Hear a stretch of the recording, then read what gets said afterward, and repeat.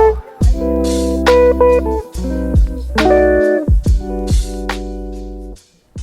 guys, it's Britt. Welcome back to my kitchen. We are making a really easy recipe today. We actually are about to go camping pretty soon, so it's just a quick and easy one that I wanted to get in and share with you guys. This is the perfect comfort dish if you love potatoes, if you want something that's like a little bit looking fancy but it's not hard to make. You guys will see how I'm gonna whip it up very, very fast. This potato Rösti is your jam. Now, it's my jam. I love this dish. Again, it makes any brunch look a little bit more elevated. It's easy. If you haven't heard of this dish before, it's from Switzerland, and I just adore how simple everything is, how elegant it turns out, and yeah, it's comforting. It's fall here in Pittsburgh now, and I know you guys are gonna love it. So follow along. If you love like a big giant potato pancake, that kind of is what this is. There's actually no flour involved. It's very simple ingredients, and I can't wait to see all the pictures of what you guys do with it. So we're gonna get started. You can head down below to check out all of the measurements. You can print out the recipe. It's super easy. But we're gonna get started with 9 cups of shredded hash browns. Now you can buy them in the grocery store. Just make sure you read the ingredients. But if you buy them in the grocery store, just make sure you thaw them before you go to the next step. If you use frozen, it's 9 cups or around 26 ounces. And I have that here thawed and ready to go.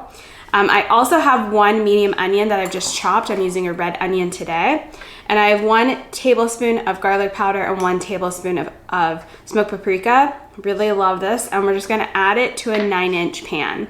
Now you can add this to a silicone pan, a 9-inch silicone pan. That's a really easy way. Or if you have a springform pan, you can do that as well. Again, this needs to be a 9-inch round. And we're just gonna mix everything up. We're gonna preheat our oven to 350 degrees. We're gonna bake this for 30 minutes. And then we're gonna take it out of the pan and we're gonna put it back into the oven. So stay tuned for the next step for that. But 350, set your ingredients. I'm just gonna add our thawed frozen hash browns. If you bought them store-bought, or you can always shred them yourself to make hash browns. I really like shredding our own with russets. And we're gonna add 1 medium onion that we've chopped and our seasonings. Now I'm gonna go and give that a nice mix. Now you can do it in a separate bowl if you want, or you can do it straight in the pan. Doesn't really matter. I usually, when I'm not filming YouTube video, I don't have a lot of extra bowls with things measured. So, you know, this one's really easy that you can just add into your pan and not have to dirty any more dishes. Again, I'm just tossing this all around so all that seasoning and the onions kind of get distributed really easily. It's such an easy recipe, but it is so fancy and pretty, and we just adore it. I also like to top this with some fresh greens. So if you have some microgreens or some pretty arugula or different greens like that, or basil or anything that you get from your garden, you can top it. A little bit of green at the end once it's all done cooking. Really just makes it look even more fancy. All right, so it's in my springform pan. I just take my spatula or tovolo and I'm just gonna gently press it down just to make like an even base for our big giant, you might want to call them potato pancakes if you're not familiar with the term that we're using, but it's a potato lover's dream. And I actually found out about this recipe and decided to make our own from watching a lot of cooking channels. So one of my favorite things to do, whole food plant-based or not, is to watch different cooking shows just because I love to cook. And so I actually get a lot of ideas and figure out ways to tweak things and make them whole food plant-based from that. So I am a lover of all of the daytime cooking shows. Like I used to love The Chew and the Kitchen and all of those. If you love a daytime TV cooking show, leave us a comment down below and let me know what your favorite is. All right, so this is all ready to go now. Again, I'm just kind of gently patting it all down so it's all one piece. Really easy. Our rostini is ready to go into the oven. So again, we're gonna bake this at 350 for around 30 minutes. Then I'm gonna pull it out, show you guys how to take it out of the pan, and we will bake it for a little bit longer at a higher temperature. See you guys when it's done for the next step. After 30 minutes of your rosti cooking, go ahead and take it out of the oven. Now, 2 things. If you're using a springform pan like I did, we used a 9-inch springform pan, go ahead and remove the sides. I just gently take a little spatula and just make sure that nothing's sticking to the sides, just as you would a cake, and then you can remove it. If you're using a springform pan, leave the bottom on there. It's a delicate dish. I have found the best results with removing the sides. We're gonna pop it back into the oven to help it crisp up, but I actually serve it on the bottom pan.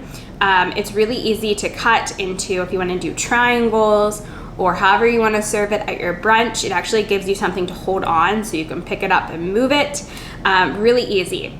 If you're using a silicone 9-inch pan, we've done it both ways, you can go ahead and carefully flip it over to like a pizza pan or onto parchment paper. Now this is very delicate, so you wanna do it a real graceful move. If any of it starts to fall on the sides, you can gently pack it in, because again, we're gonna bake it no matter what pan you use for 10 more minutes at 400 degrees.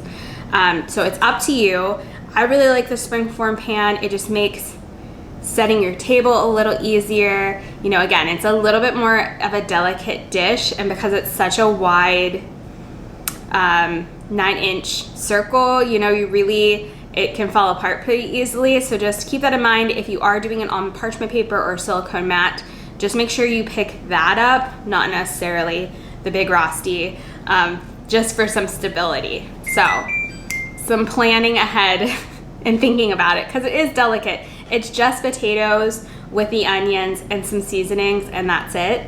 Now, I love this. It turns out beautifully. There's so much flavor in it. It's such a simple dish, but so easy to whip together, and we just adore it. So I really hope you guys will give this a try. Again, the bottom of our springform pan is still on there. We put it on I like to do, I don't know, it's round, so I put it on a pizza pan to go back into the oven. But we're gonna cook it at 400 degrees for 10 more minutes, and then it'll be ready to garnish and serve. So I will see you guys in 10 minutes when it's done. It's such a classic, beautiful, simple dish that will wow your next brunch, which we just adore. And we love serving this. You can make a tofu scramble, you can make a big chopped salad or some seasoned veggies to go with it. But it's a beautiful centerpiece for your next get together. All right, I'll see you guys soon. And there you have it, a beautiful rosti. Again, once it's cooled and you're able to pick up your pan, or you're picking up your parchment paper, depending on which pan you used, I like to go ahead and put a little bit of green. So you can use any greens that you love. We've done this, even fresh rosemary is really beautiful on top.